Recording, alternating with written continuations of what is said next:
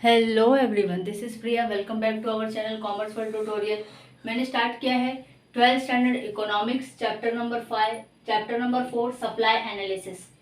इसके पहले के वीडियो अगर आपने नहीं देखे होंगे तो उसका लिंक डिस्क्रिप्शन बॉक्स में पहले वो देख लेना, क्योंकि जो डिमांड का चैप्टर है वो बहुत इंपॉर्टेंट है सप्लाई के चैप्टर को समझने के लिए। अगर आपने डिमांड अच्छे से समझ लिया होगा तो आपको सप्लाई को समझना बिल्कुल भी हार्ड नहीं लगेगा, बहुत ही इजी हो जाएगा।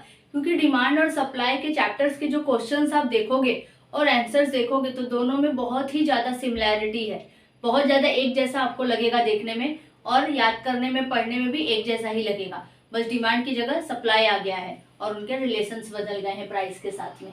तो स्टार्ट करते हैं सप्लाई एनालिसिस। सप्लाई क्या होता है? इन द सिंपल वर्ड अगर आप देखोगे तो सप्लाई का मतलब सेल होता है। लेकिन इन इकोनॉमिक्स में क्या है?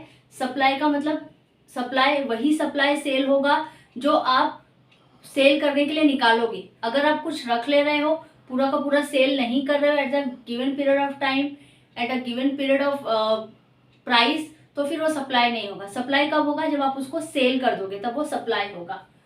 The total amount of goods and services available for sale at any specified price is known as supply. यानी कि जो आपके पास गुड्स एंड सर्विसेज अवेलेबल है जिसको आप सेल कर रहे हो किसी भी प्राइस पे, तभी हम उसको सप्लाई बोलेंगे। अगर हमारे पास सिर्फ गुड्स है, हम उसको सेल नहीं कर रहे, तब वो सप्लाई नहीं होगा। सप्लाई कब होगा? जब हम उसको सेल कर रहे हैं और उसके अगेंस्ट में हमें प्राइस मिल रहा है, तब वो जाके सेल होगा। Concept of total output, stock and supply. अब इसमें आपको क्लियरली समझाया गया है कि टोटल आउटपुट क्या होता है, स्टॉक क्या होता है और एक्चुअल सप्लाई क्या होता है। टोटल आउटपुट, देखो आउटपुट का मतलब क्या होता है? जो फाइनल गुड्स होते हैं, टोटल आउटपुट वो टोटल होता है। टोटल क्वांटिटी जो हम प्रोडक्ट प्रोड्यूस करते हैं वो होता है total output. Total output can be defined as the sum of total quantity of the commodity produced. जो हम total quantity of a commodity produce करते हैं वो हमारा टोटल आउटपुट होता है।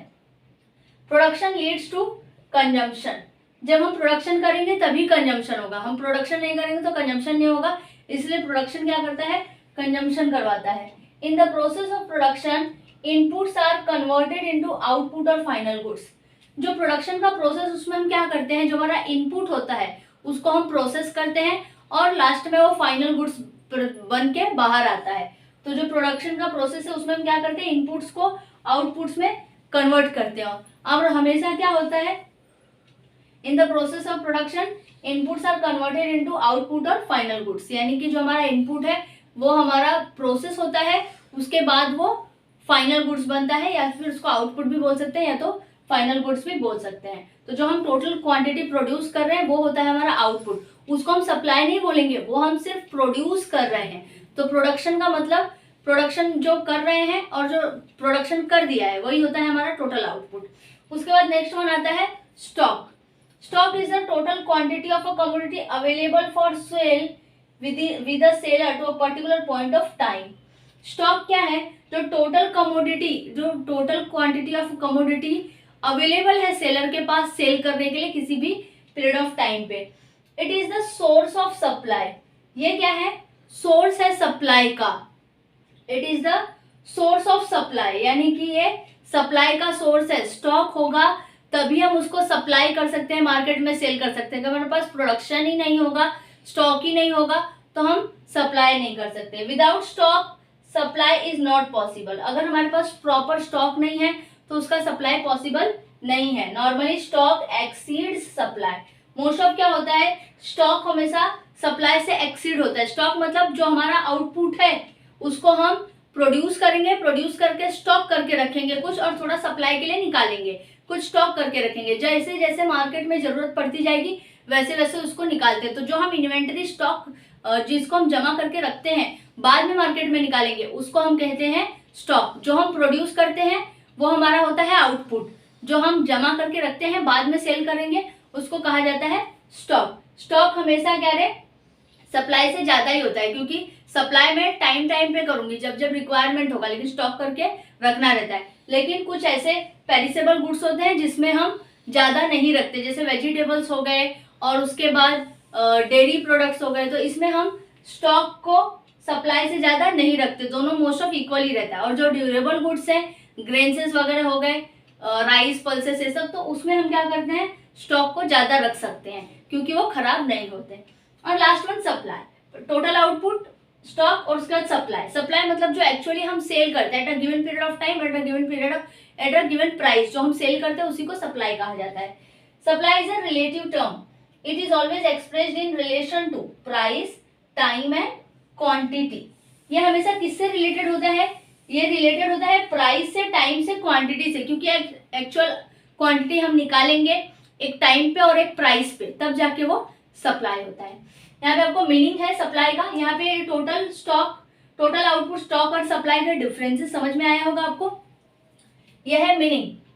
The word supply implies the various quantities of a commodity offered for sale by producer during a given period of time at a given price। यानी price और time का बहुत इंपॉर्टेंस है इसमें। एट क्वांटिटी, प्राइस और time तीनों से related होता है ये। तो एक प्रॉपर क्वांटिटी और एक प्रॉपर टाइम और एक स्पेसिफाइड प्राइस पे जब प्रोड्यूसर अपनी कमोडिटी को सेल करने के लिए निकालता है तब हम उसको सप्लाई बोलते हैं। It is related to time and price. Supply is flow concept, ये हमेशा फ्लो कॉन्सेप्ट होता है, मतलब हमेशा चलता रहता है। It refers to the amount of a commodity that a firms produce and offer for sale in the market over a period of time.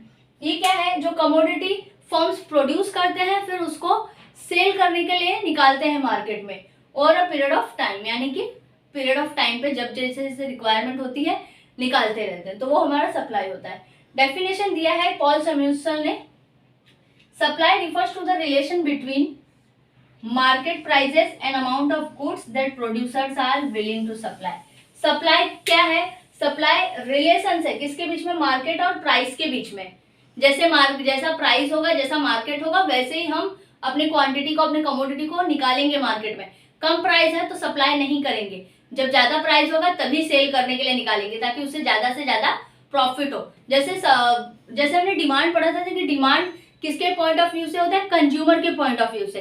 तो वैसे ही सप्लाई किसके पॉइंट ऑफ व्यू से होता है, सेलर के पॉइंट ऑफ व्यू से। Seller तभी cell करेगा जब उसको ज्यादा से ज्यादा प्राइस मिलेगा। तो एक प्रॉपर प्राइस, एक प्रॉपर मार्केट होगा तभी वो अपनी क्वांटिटी को मार्केट में निकालेगा। Amount of goods that are produce are willing to supply, जब उसको प्रॉपर मार्केट, प्रॉपर प्राइस मिलेगा उसके बाद वो अमाउंट ऑफ गुड्स जो प्रोड्यूस किया है उसने, वो सप्लाई के लिए निकालेगा।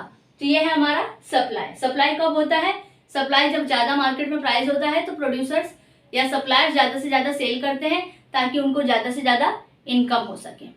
तो यहाँ पे आपका ये इंट्रोडक्शन पार्ट फिनिश्ड हुआ है सप्लाई का, कि सप्लाई क्या होता है, उसका इंट्रोडक्शन क्या है, मीनिंग, डेफिनेशन क्या है, और तीनों में डिफरेंस क्या है, आउटपुट में, स्टॉक में और सप्लाई में। आई होप कि आपको समझ में आया होगा तो लाइक, सब्सक्राइब, शेयर करना ना भूलना। Thank you.